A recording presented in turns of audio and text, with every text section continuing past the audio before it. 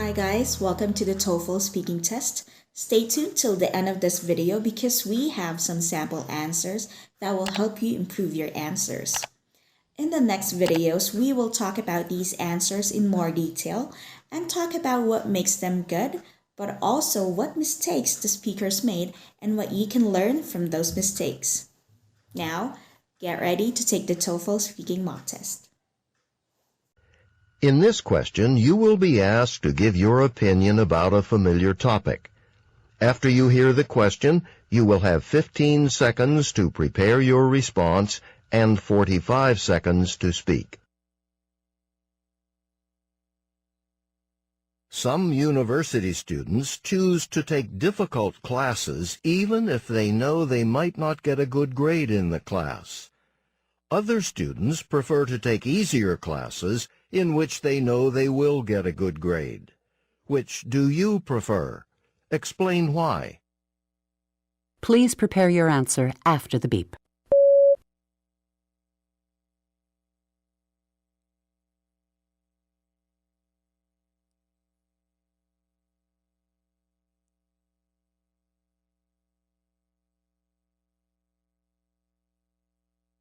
Please begin speaking after the beep.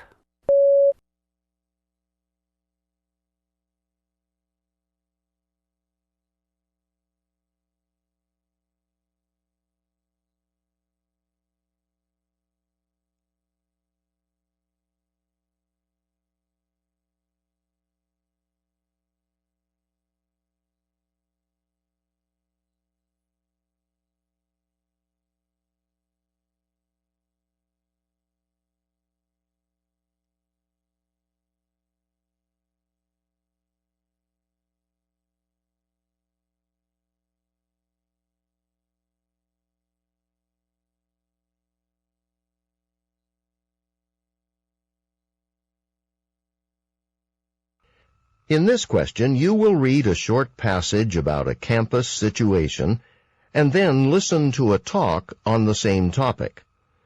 You will then answer a question using information from both the reading passage and the talk. After the question, you will have 30 seconds to prepare your response and 60 seconds to speak. Read a student letter from the campus newspaper. You will have 50 seconds to read the letter. Begin reading now.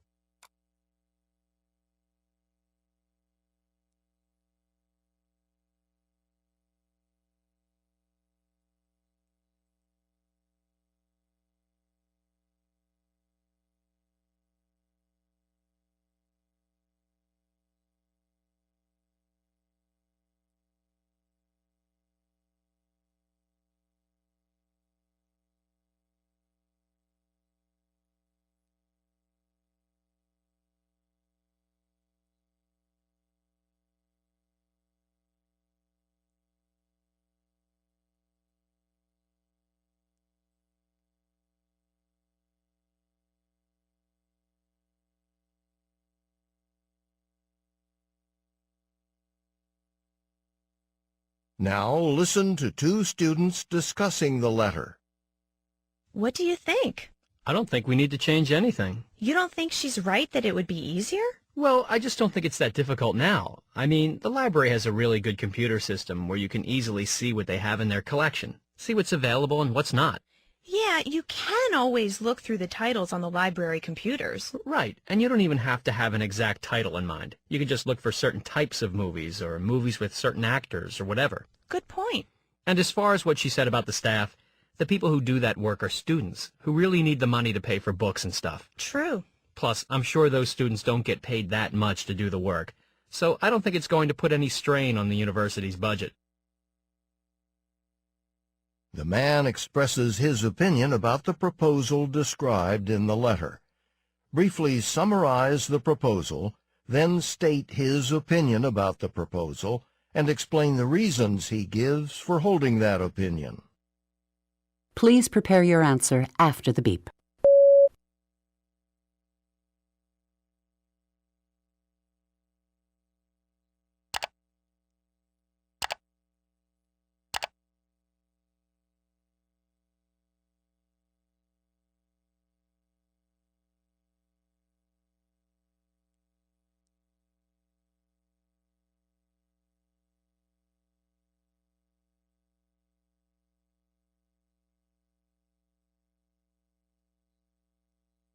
Please begin speaking after the beep.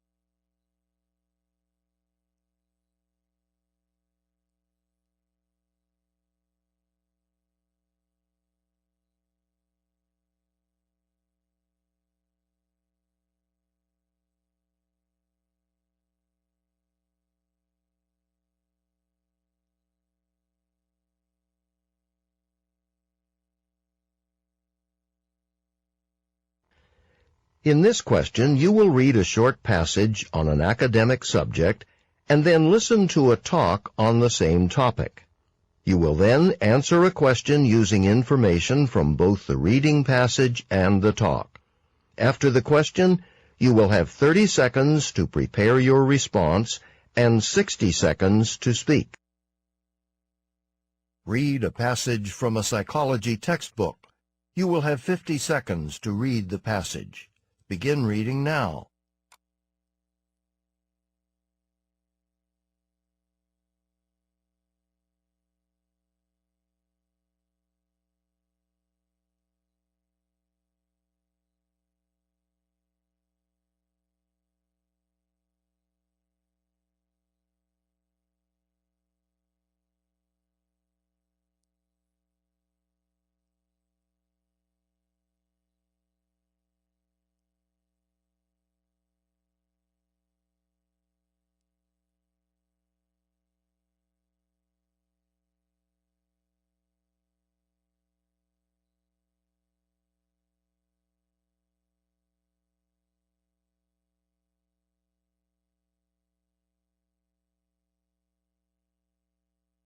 Now listen to part of a lecture in a psychology class. So a good example of this is something that happened to me. When I was younger, I had an office job, and I worked there every day during the week, and I made a regular salary from that. But also I worked as a waiter at a restaurant each weekend, so I made some money from doing that. Now, around this time, I decided I wanted to buy a house. So every time I got my regular paycheck from my job at the office, I'd save as much of the money from it as I could after I bought the basic stuff I needed. But with the money I made as a waiter, that was another story. Somehow, I guess that money seemed separate from the money I earned at my regular job. So I used the money I made at the restaurant to go out to dinner, to buy videos or CDs, things I didn't really need. But the thing is, it ended up taking me a really long time to save up all of the money I needed to buy the house. And looking back now, I realize I could have bought the house a lot sooner if only I'd saved more of the money I made working at the restaurant. Using the example from the professor's lecture, explain the concept of mental accounting. Please prepare your answer after the beep.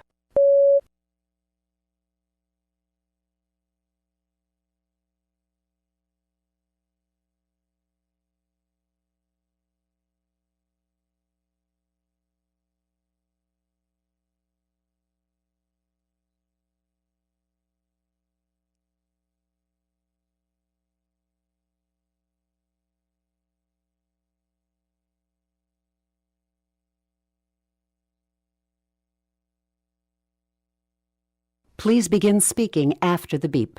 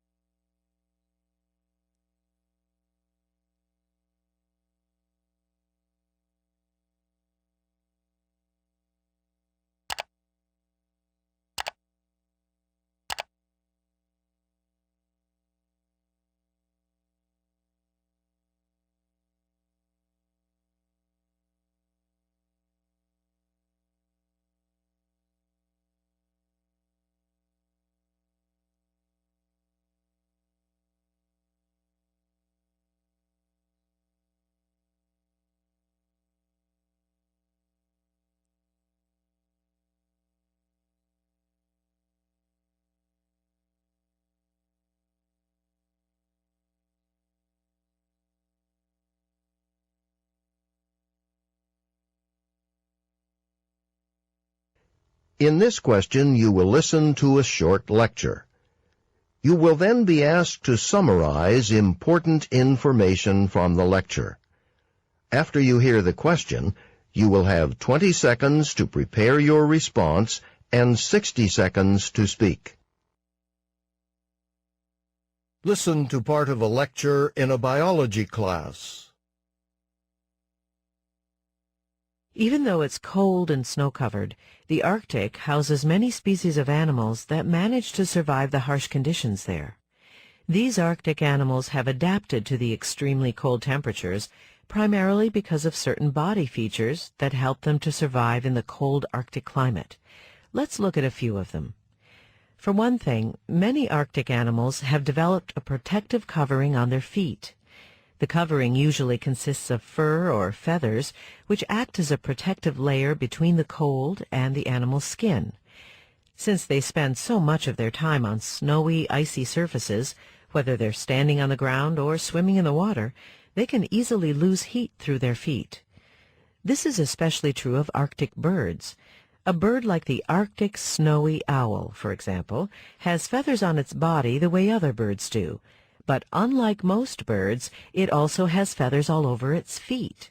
This shields and protects the feet from the icy ground so that very little of the owl's foot actually touches snowy or icy surfaces, which helps its feet to stay warm. Another physical characteristic that some Arctic animals share is having smaller bodies and smaller, shorter body parts. In other words, their bodies are often more compact than other animals, and the parts of their bodies that stick out or protrude, like the legs, ears, or tails, are smaller and shorter.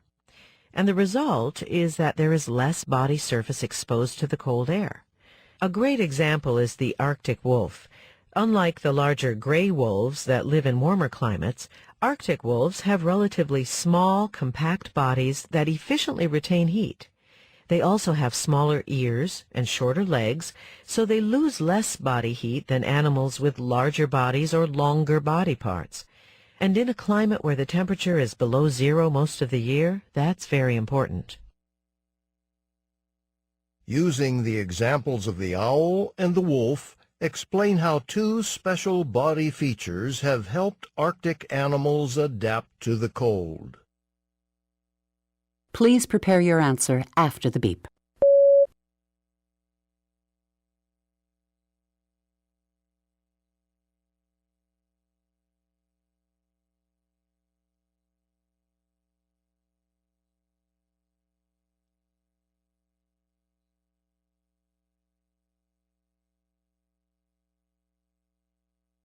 Please begin speaking after the beep.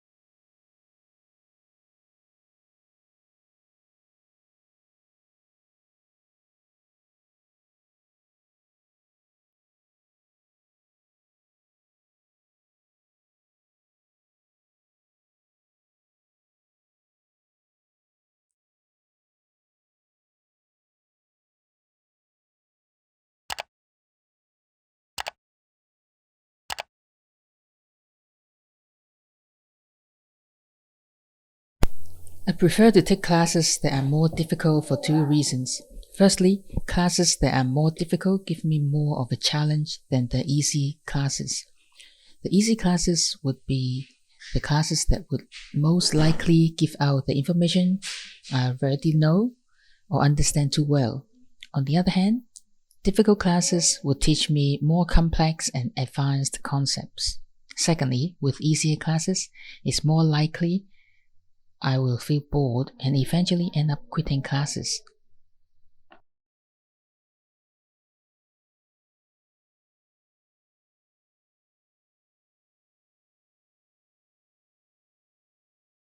I prefer to take difficult classes even though I'm aware that I might not get a good grade from it. And I have two reasons. Well, first of all, I believe in a saying that says, it's by learning new things in life that makes us grow. And I am sure that I would be learning a lot of things from the subject that I would be taking. Secondly, I believe that it would be a very challenging experience for me. Since it is a difficult class, I would try my best to succeed in order for me to get a good grade. Unlike when I take an easy class, which will not be as challenging as the difficult class. And for that, I would reach my full potential and try my best to get a good grade from it. Thank you. The proposal suggests that students should have access to the movie collection in the library. It's easier for students to browse what movies are available in the library, and the library can save on having an extra staff to help students.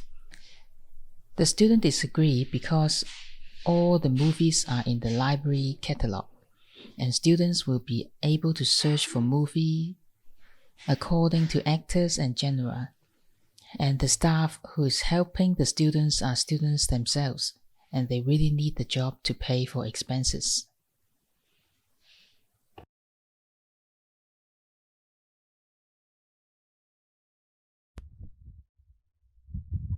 The man opposes the idea of this letter. Well, to begin with, he first stated that there are library computers which can help the students find the movies that they are looking for. And what is great about the systems of these computers is that you don't need to have the movie titles. You can just easily search for what kind of movie is it, or who are the actors and actresses in the movie, and then you can see if it is available or not. And the second reason why the man is opposed to this idea is simply because the people who are working in this job are students. Those students need the financial help, and if we remove this kind of system, they won't have any jobs and they won't have any money as well. And also lastly, the man doesn't think the university is paying the students a lot, so it won't really strain the budget. Means people tend to divide their money into different categories as they were putting it into separate mental bank accounts. People mentally store some money in one account to be saved and freely spend the money in another mental account. In the professor's example, he worked 2 jobs, one an office job and one as a waiter in a restaurant. He wanted to buy a house, so he saved as much from the office job as he could. However, for the pay he got from the waiter job, he just freely spent it, and this made buying his house a lot later because he didn't save as much from the other job. In the reading passage, it is said that people have the tendency to split their monies into categories in their mind, just like having separate bank accounts, and this is actually called the mental accounting. Well, a professor from a psychology class shared an example situation of himself years ago. When he was younger, he actually had 2 jobs. One was being an office worker and one was being a restaurant waiter. And one of his goals was to buy a house. He thought that the money he was getting from a restaurant waiter was different from the money he was getting as an office worker. So what he did was he kept on using the money from being a waiter to go to restaurants or buy stuff that he doesn't even need. And in the end, it actually took him a really long time to finally buy a house that he really wanted. Arctic animals use 2 ways to protect them from the cold, icy environment they are in. The first way is to have extra shields on body parts that are highly likely to touch the ice. For example, the snowy owl spends time standing on ice, so compared to other owls, they have extra feather on the feet as a shield from their feet to lose body heat. The other way Arctic animals use is to have a more compact body and shorter body parts, such as the Arctic wolf, which has a more compact body compared to other wolves, and shorter legs to preserve body heat. During a class in biology, the professor discusses about two distinct features that helps the Arctic animals survive in the extreme cold and how they manage to survive the harsh conditions there. The first feature is having a protective covering on their feet, which could either be fur or feathers. This type of feature is common for birds. One example of a bird the professor has given is actually called the snowy owl. The snowy owl's feet has feathers to help it keep warm from the cold temperature like snowy or icy surfaces. The second feature is having smaller bodies or shorter body parts. Having a smaller body means that it is less exposed to cold. An example for this feature the professor gave is called the Arctic wolves. Since their smaller bodies help them keep warm from the cold temperature, specifically their smaller ears and also their shorter legs.